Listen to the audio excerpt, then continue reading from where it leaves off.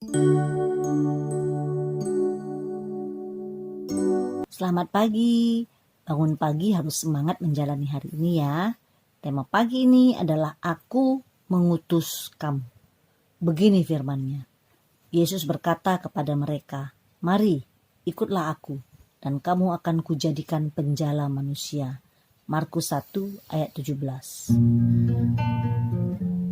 Maka kau jadi roti yang terpecah bagiku, maka kau jadi anggur yang tercurah bagiku, maka kau jadi saksi melakukan perintahmu, melayani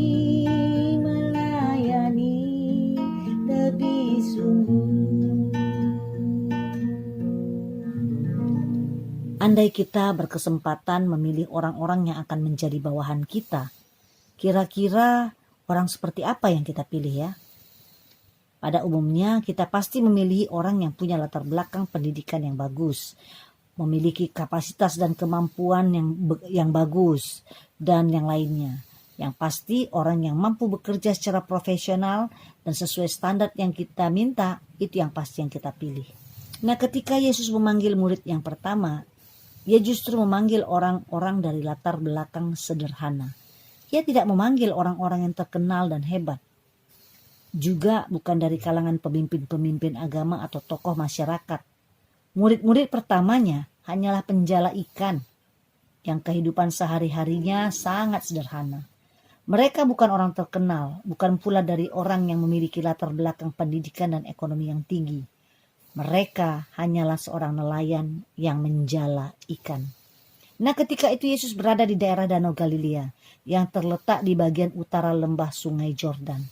Danau Galilea dikenal juga dengan sebutan Danau Genesaret. Orang Roma menyebutnya Danau Tiberias. Penjala ikan adalah mata pencarian utama orang-orang di situ pada saat itu. Yesus melihat Simon dan Andreas dan katanya, "Mari, ikutlah aku, dan kamu akan kujadikan penjala manusia." Mereka langsung meninggalkan jalannya dan mengikut Yesus.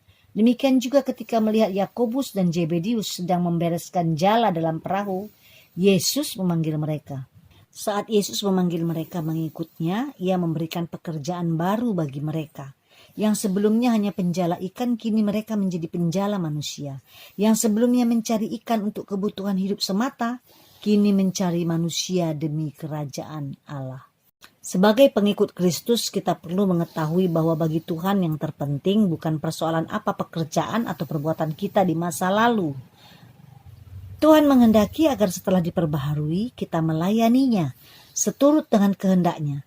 Tidak perlu memperhitungkan apa yang telah kita tinggalkan, melainkan dengan kesungguhan hati mengikut Tuhan Yesus yang telah menyelamatkan dan memanggil kita. Saudaraku, bila kita sungguh-sungguh mau mengikut Dia, maka hidup kita akan diubahkan dan diperlengkapi sehingga banyak orang dapat menyaksikan Kristus melalui hidup kita dan memuliakan nama-Nya. Selamat menjalani hari ini, kiranya dijauhkan Tuhan dari mara bahaya dan sakit penyakit. Tuhan Yesus memberkati.